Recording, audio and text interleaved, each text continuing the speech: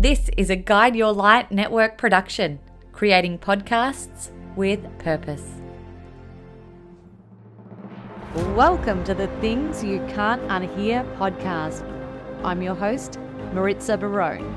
Get ready to hear moments that will help you to see the world differently and inspire you to become the happiest, healthiest, and kindest version of you.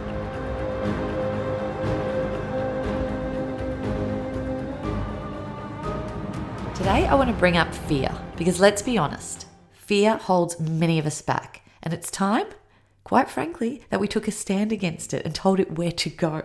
Because fear has a sneaky way of showing up in our lives, sometimes loudly, sometimes quietly, and before we know it, it starts making decisions for us.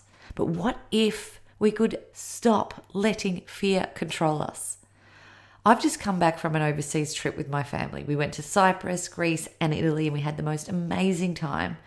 But as you would know, it's a long journey and a full 24 hours of travel and one 13 to 14 hour long haul flight to get from Australia to Europe. You might not know this about me, but for years I had a huge fear of flying. My love for travel was always dulled by the dread that crept in before every flight. And I'd sit there waiting for the turbulence, playing worst case scenarios in my head, bracing for disaster, and my body would tense and my palms would sweat and I'd barely be able to focus on anything else, including the fact that I'm about to go on a beautiful trip or holiday or adventure.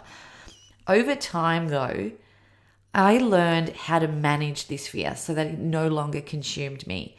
And this most recent trip really reminded me of just how far I'd come. On the way home, we boarded the flight from Dubai to Brisbane, and everyone was filing in and finding their seats and stowing their luggage and settling into the long journey that we had ahead of us on this long haul flight.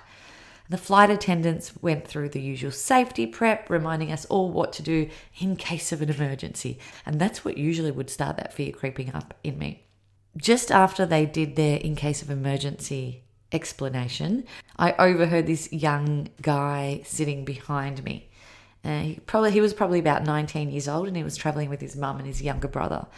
He signaled to the flight attendant and said to her, "Excuse me, miss, I'm a really nervous flyer. Can I ask how the weather's looking during the flight? Are you expecting any problems?" And my ears pricked up because I thought, oh God, I can see myself in him many years ago. And the flight attendant smiled and she calmly reassured him and she said, "No, sir, everything's clear. We'll be fine. Don't worry."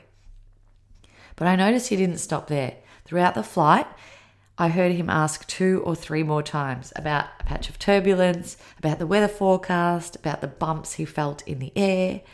And again, at that moment, I saw my old self in him so clearly. I didn't ever ask the flight attendants, but it was always the internal fear in my head. And I heard the fear in his voice, and it was the same voice that I used to carry. The fear of not being in control, the fear of handing over my safety to someone else. But I've learned to surrender. I've learned to lean into the fear and breathe through it, to talk back to the voice in my head and to stop letting fear rob me of joy. And because of that, I could sit on that plane, I could look out into the sky, and I could actually feel grateful for the journey instead of being imprisoned by it. That moment was such a reminder for me that conquering fear is possible. We don't have to let it control us. But most of the time, unfortunately, we do, for years and years and years, and I certainly did. Fear tells us, no, you can't do that. Don't apply for that new job.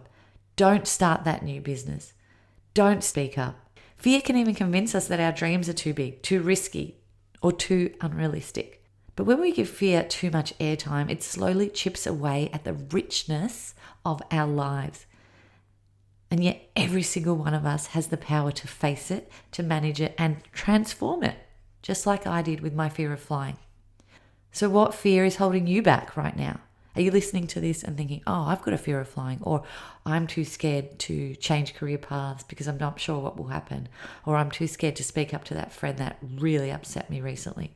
Is it a fear of failing? Is it a fear of judgment? Is it a fear of rejection? Or maybe a fear of losing control? Have you ever stopped to think about how much fear is costing you though? the opportunities you've said no to, the conversations you didn't have, the trips you didn't take, I've been there, and the dreams you didn't chase. And maybe even the joy you never allowed yourself to feel because there was some silly fear lingering in the background for far too long.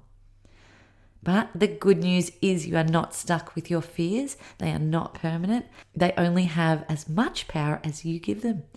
You can learn to change your relationship with fear. You can shrink it down so it no longer takes up the whole damn room. One of the ways I've done this is by leaning into fear, like I said, instead of running from it. The more you do the things you're afraid of, the less power it holds over you. Exposure creates familiarity, and familiarity calms the nervous system. Over time, what once felt terrifying becomes manageable and eventually sometimes even enjoyable. So next time fear shows up for you, try these 4 things.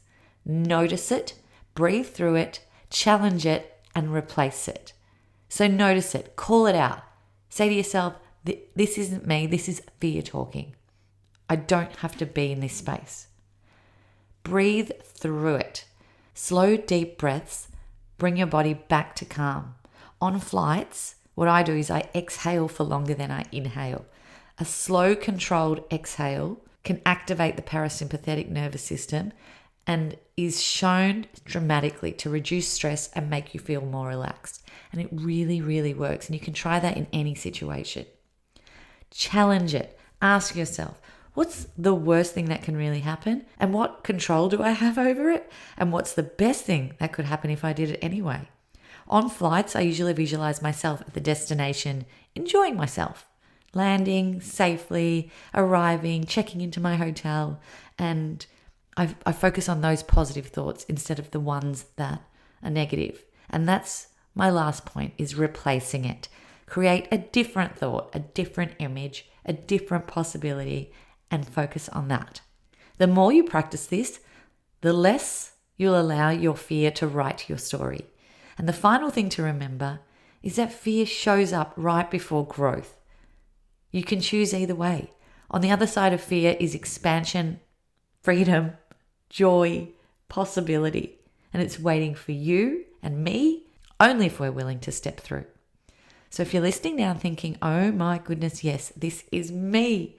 Tell me the fear that's been holding you back. You can write them in the comment section if you're listening on Spotify or YouTube, or message me on the Things You Can't Unhear Instagram page. I want to know. And then choose to take that step, that one step of that fear that's been holding you back for too long, and commit to facing it this week. Just one small step. Maybe it's making a phone call that you've been avoiding, signing up for something new, or simply speaking the truth out loud. Or booking a trip somewhere, even if you're afraid to fly. Fear will always be there, but it doesn't need to control the narrative in your head anymore. So pass this on to someone who might benefit, and hit the subscribe button on Apple, Spotify, or YouTube. Thank you so much for being here. Now go out and live your life. We often talk on this podcast about stepping into new pathways that bring more joy and meaning to life. But for many of us, those dreams of change get put on hold for family, for work, and for commitments that just pile up. If you've been waiting for the right time to take that next step in your career, or you just want to learn new skills, the sponsor of this episode may just have the answer. With summer semester at Charles Darwin University, you can start small, 1 or 2 subjects online or on campus, and ease into study in a way that's flexible around your life. CDU is Australia's top dual sector uni for graduate outcomes, and their supportive lecturers make it easier to balance study, family, and career. So if you're ready for a new chapter and the chance to finally step into the version of yourself you've been imagining, what are you waiting for? Search CDU Summer or click the link in the episode description while you finish listening to this episode, and apply now to start in November. Thanks for listening to the show. What did you think? And what did you feel? Let us know by leaving me a message on the Things You Can't Unhear Instagram community page. And if you can, give us some ratings love on your favourite listening platform.